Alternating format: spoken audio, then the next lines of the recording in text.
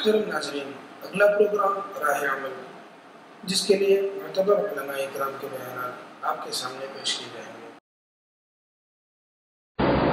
الحمد للہ وکفی وسلام علی عباده الذین اصطفى، اما بعد، اعوذ باللہ من الشیطان الرجیم، بسم اللہ الرحمن الرحیم،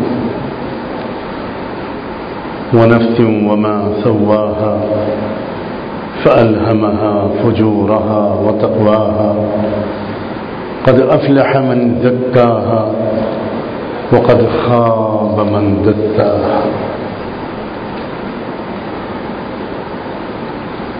وقال صلى الله عليه وآله وسلم: إن في الجسد مضغة إذا صلحت صلح الجسد كله وإذا فسدت فسد الجسد كله ألا وهي القلب. سبحان ربك رب العزة عما يصفون وسلام على المرسلين والحمد لله رب العالمين. اللهم صل على سيدنا محمد وعلى آل سيدنا محمد وبارك وسلم. اللهم صل على سيدنا محمد وعلى آل سيدنا محمد وبارك وسلم. اللهم صل على سيدنا محمد وعلى آل سيدنا محمد وبارك وسلم.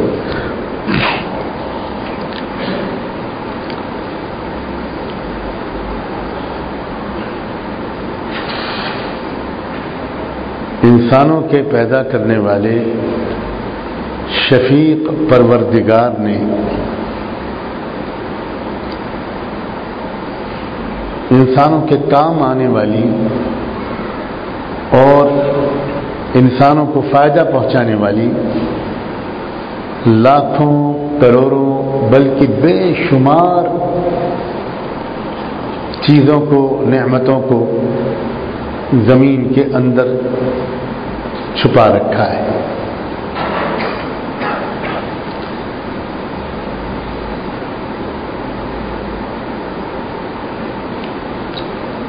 اور ایک سسٹم یہ بنایا ہے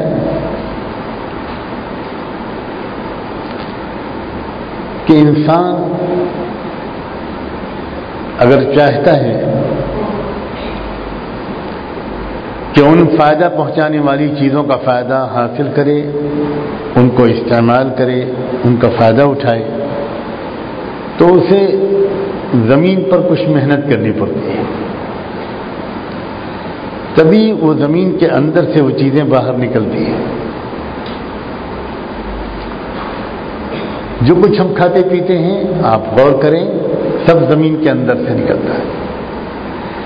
سارے فروٹس، سارے ویجیٹیبلز، سارے غلے، پیٹرول،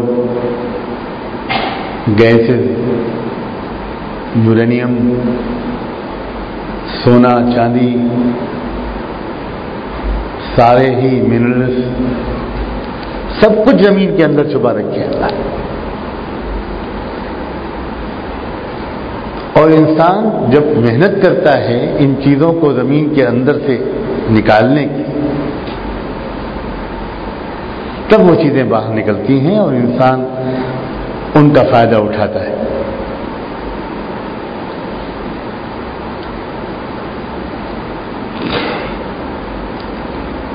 اور اس کے ساتھ ساتھ یہ بھی ایک بہت اہم اور انٹرسٹنگ بات ہے کہ نقصان پہنچانے والی چیزیں بھی، تکلیف دینے والی چیزیں بھی زمین کے اندر سے نکلتی ہیں زیادہ تر.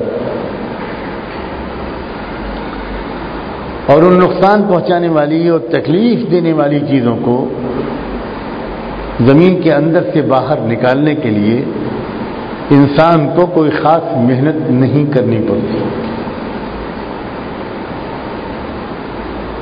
بس اتنا کافی ہوتا ہے کہ فائدہ پہنچانے والی چیزوں کو زمین کے اندر سے نکالنے کی محنت کرنا انسان چھوڑ دے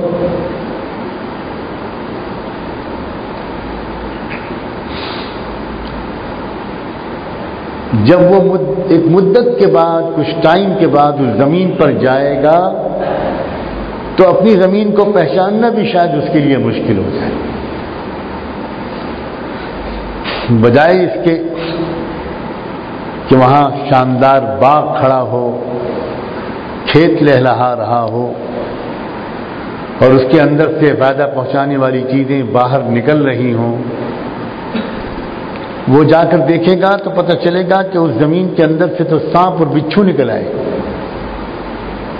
بڑے خطرناک انسیکٹس نکل آئے، خاردار جھاڑیاں پیدا ہو گئیں، زہریلے جانور پیدا ہو گئے. انسان نے ان نقصان پہنچانے والی چیزوں کو زمین کے اندر سے باہر نکالنے کے لیے کوئی کوشش، کوئی محنت نہیں کی تھی. اس نے سانپ اور بچھوؤں کی فارمنگ نہیں کی تھی. اس نے صرف اتنا کیا کہ اگنور کیا، اپنی زمین کو چھوڑ دیا، کئی سال تک گیا ہی نہیں، اس کی دیکھ بھال نہیں کی، اور اس کے اندر سے جو اچھی چیزوں کو نکالنے کی محنت وہ کر سکتا تھا وہ اس نے نہیں کی. تو اس کا نتیجہ صرف یہ نہیں نکلا کہ زمین کے اندر سے فائدہ پہنچانے والی چیزیں باہر آنا بند ہو گئیں، اتنا ہی نہیں ہوا، بلکہ اس کے ساتھ ساتھ یہ بھی ہوا کہ نقصان پہنچانے والی چیزیں، تکلیف دینے والی چیزیں باہر آ گئی. یہ بات سمجھ میں آ گئی؟ اب دوسری بات ذرا دل کے کانوں سے سنیے.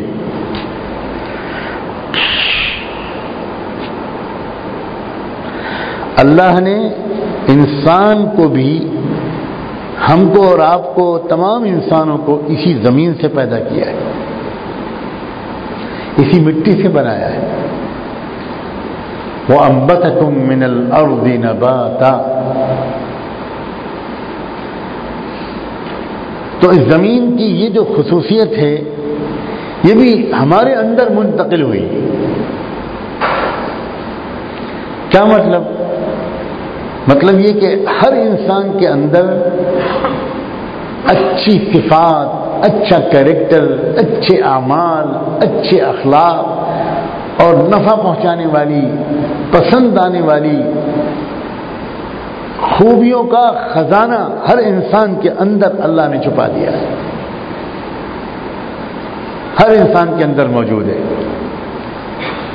ہر انسان کے اندر سخاوت کی صفت موجود ہے، ہمدردی کی صفت موجود ہے، ایثار کی صفت موجود ہے، اکرام کی صفت موجود ہے، معاف کرنے کی صفت موجود ہے، برداشت کرنے کی صفت موجود ہے، انتظار کرنے کی صفت موجود ہے، بدلہ نہ لینے کی صفت موجود ہے، غصے کو پی جانے کی صفت موجود ہے، احسان ماننے کی صفت موجود ہے، بڑوں کا ادب کرنے کی صفت موجود ہے، چھوٹوں سے پیار کرنے اور شفقت اور مہربانی کا برتاؤ کرنے کی صفت موجود ہے، تقوی کی صفت موجود ہے، حیا اور پاک دامنی کی صفت موجود ہے. ساری اچھی صفات ہر انسان کے اندر اس کے خزانے اللہ نے چھپا دیے، بالکل جس طرح زمین کے اندر خزانے چھپا دیے. مگر ایک بات سمجھنے کی ہے، جس طرح زمین کے اندر سے ان اچھی چیزوں کے باہر نکالنے کے لیے انسان کو ایک محنت کرنی پڑتی ہے، ایک کوشش کرنی پڑتی ہے، اسی طرح انسان کو اپنے اندر چھپی ہوئی اچھائیوں کے خزانوں کو باہر نکالنے کے لیے اس کو اپنی نفس پر، اپنی ذات پر ایک محنت کرنی پڑتی ہے.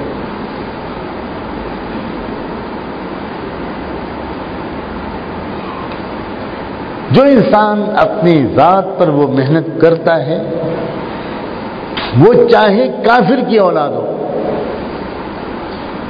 اور چاہے وہ ان پڑھ ہو،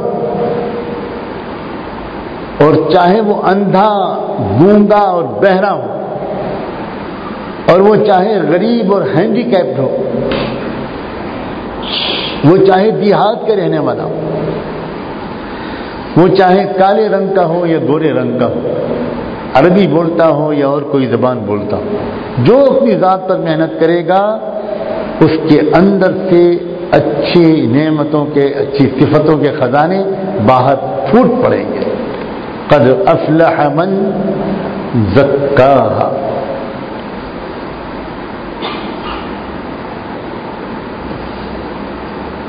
یہاں علماء بیٹھے ہیں، کامیابی کے لیے عربی زبان میں کئی لفظ ہیں، لیکن عربی بڑی عجیب زبان ہے، عجیب زبان ہے۔ میں نے تو امریکہ میں ایک مرتبہ کہا تھا کہ یوم مغرب کی زبانیں، انگریزی ہو یا اسپینش یا کوئی زبان ہو، یہ اتنی فقیر اور پور زبانیں ہیں کہ عربی پر زکوٰۃ فرض ہے۔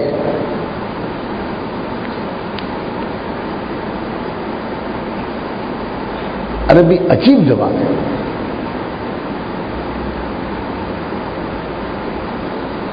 یہاں جو اللہ نے کامیابی کے لیے اس آیت میں لفظ بولا ہے قد افلح، یہاں فاضا نہیں چلے گا، یہاں نجح نہیں چلے گا۔ کیوں نہیں چلے گا؟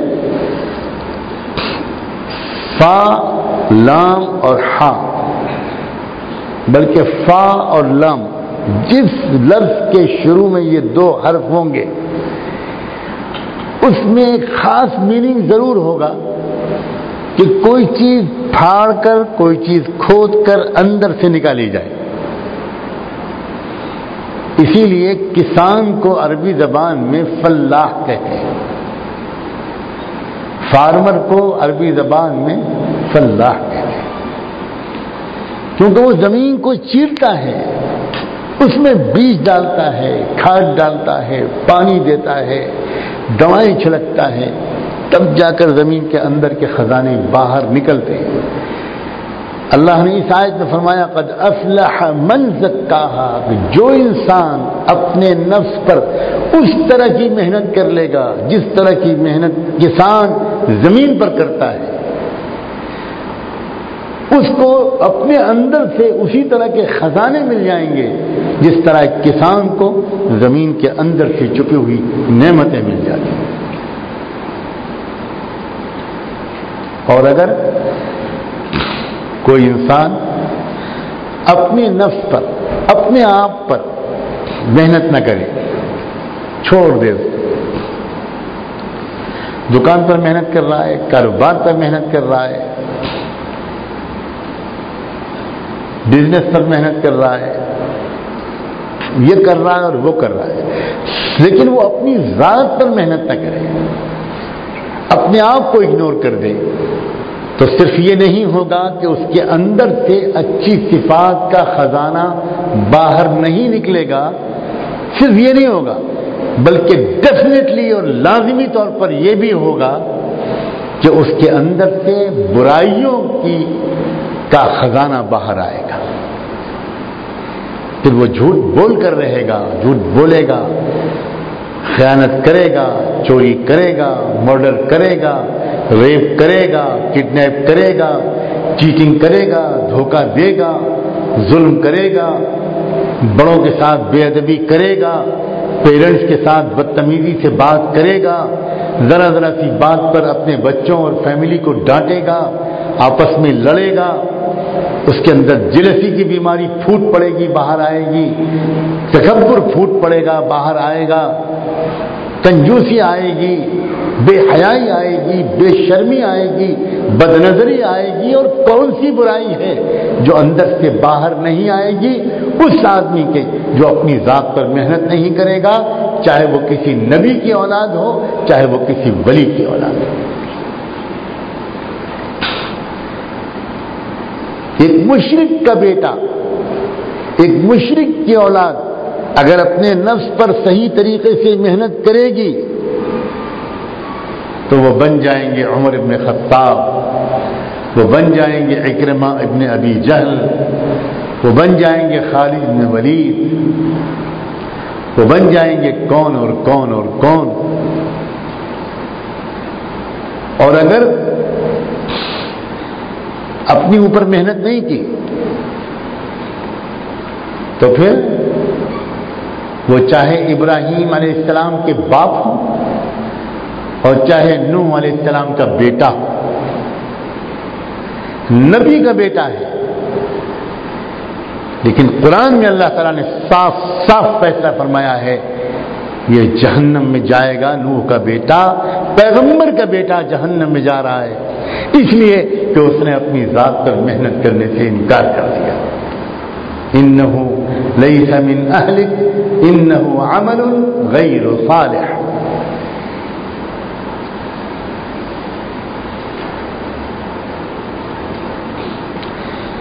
جس زمانے میں ہم جی رہے ہیں، اب یہ تیسری بات ہے جو میں کہہ رہا ہوں، میں لمبی بات نہیں کروں گا، میں جانتا ہوں دن بھر آپ نے کام کیا ہے، اس وقت آپ بیٹھے ہیں، چھوٹی شارٹ بات ہونی چاہیے تاکہ بات یاد رہے اور دل لگے اور اللہ کرے کہ دل میں اتر جائے.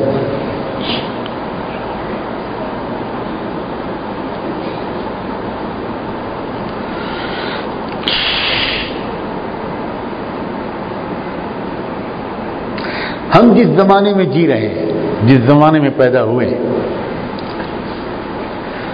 اس زمانے میں اپنے دل پر، اپنے نفس پر محنت کرنے کا رواج نہیں ہے، بالکل ماحول نہیں. عام ماحول بس پیٹ پر محنت کرنے کا ہے اور سیکس کا بھوت سوار ہے آج کے انسان. ہر طرف نظر ہی نہیں آتا کچھ اور سوائے پیٹ کے اور شرمگاہ. عجیب زمانہ ہے، یہ عام زمانہ نہیں ہے. اس زمانے میں جینا کھیل نہیں ہے. اگر کسی زمانے میں کسی جگہ پر کوئی ایپیڈیمک پھیل جائے، کوئی وبا پھیل جائے، کوئی بیماری پھیل جائے تو کتنا کوشش ہو جاتا ہے ایک عام آدمی. ہر طرف حکومتیں انتظام کرتی ہیں، میڈیا ہر طرف لوگوں کو وارن کرتا ہے کہ فلاں بیماری پھیل رہی ہے، ماسک لگا کر جانا، گلوز پہن لینا، ٹچ مت کرنا کسی کو، دور رہنا بیمار آدمی سے، ٹیپ واٹر سے پانی نہ پینا، یہ نہ کرنا، وہ نہ کرنا، یہ نہ کرنا، وہ نہ کرنا. ہر طرف ایک ہلچل مچتی ہے.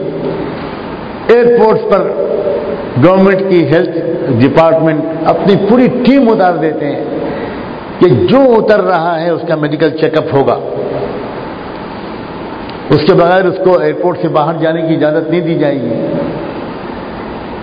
وہ ہزار کہے کہ بھائی میں فٹ ہوں، مجھے کچھ نہیں ہوا، لیکن کوئی نہیں مانے گا. اس لیے کہ بیماری پھیلی ہوگی تو سمجھدار آدمی کو چاہیے کہ وہ سارے پریکاشنری میجرز استعمال کرے، ساری چیزیں اپنے انتظام کرے، اسباب اختیار کرے کہ میں بیماری سے بچا رہوں. کاش کہ یہ بات ہماری سمجھ میں آئے کہ ہم جس زمانے میں جی رہے ہیں، جس ماحول میں جی رہے ہیں، اس زمانے اور ماحول میں لاکھوں وبائیں پھیلی ہوئی ہیں. یہ عام زمانہ نہیں ہے، یہ قطعاً کوئی بہت اچھا زمانہ نہیں ہے، کوئی اچھا ماحول نہیں ہے. ہم مجھ سے بہت زیادہ جانتے ہیں کہ کس ماحول میں آپ جی رہے ہیں. نمرود کی آگ میں کود کر اور اس میں سے صحیح سالم نکل کر آنا، یہ کیا ہر ایک کے لیے آسان تھا؟ اس کے لیے ابراہیم بننا پڑتا ہے. اسی لیے رحمت دو عالم صلی اللہ علیہ وسلم نے اپنے زمانے میں ایمان والوں کو دنیا کے ملکوں میں تب بھیجا جب وہ اس لائق ہو گئے کہ اب یہ جس ملک میں جائیں گے یہ وہاں سے متاثر نہیں ہوں گے، وہاں والوں کو بدل دیں گے. یہ وہاں کے کلچر، وہاں کی سو کالڈ سویلائزیشن، وہاں کی نام نہاد تہذیب، وہاں کی بے حیائیوں اور وہاں کی تمام برائیوں کو بالکل قبول نہیں کریں گے، بلکہ ان کے جاتے ہی دیکھتے within weeks, within month, کچھ مہینوں کے اندر وہ پورا ملک بدل جائے گا کہ پہچاننا مشکل ہو.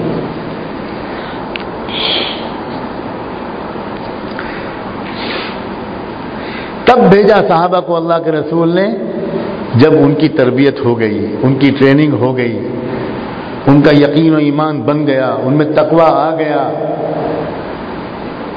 اور کوئی خطرہ نہیں رہ گیا اس بات کا کہ اب جائیں گے یورپ میں، یا اب جائیں گے پرشین امپائر میں، یا اب جائیں گے رومن امپائر میں، تو یہ وہاں جا کر بے پردگی اختیار کریں گے، بے حیائی اختیار کریں گے، ان کے نوجوان زنا کرنے لگیں گے، ان کے نوجوان بے شرمی کے کام کرنے لگیں گے، یہ لوگ ڈرگس استعمال کرنے لگیں گے، یہ لوگ یہ کرنے لگیں گے، وہ کرنے لگیں گے.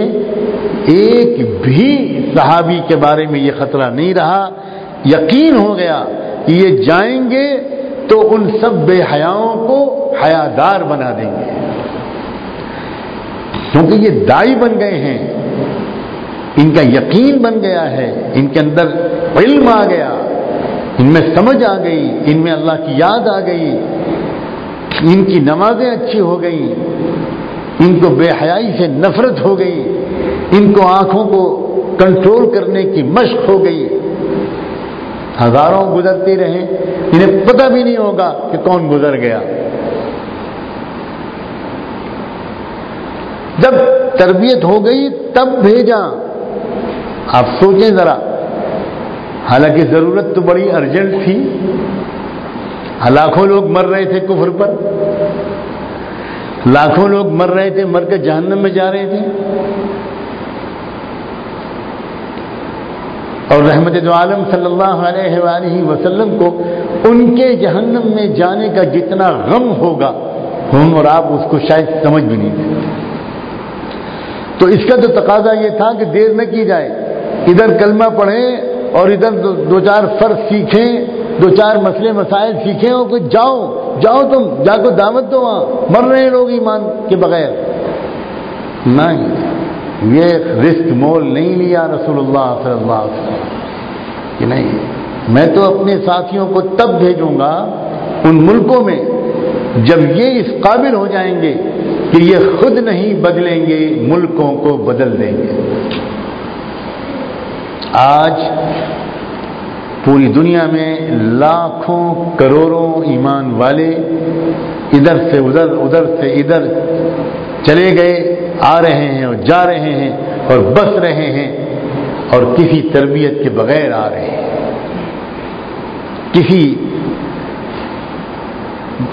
یہ بہت بڑا خطرہ ہے، بہت بڑا چیلنج ہے.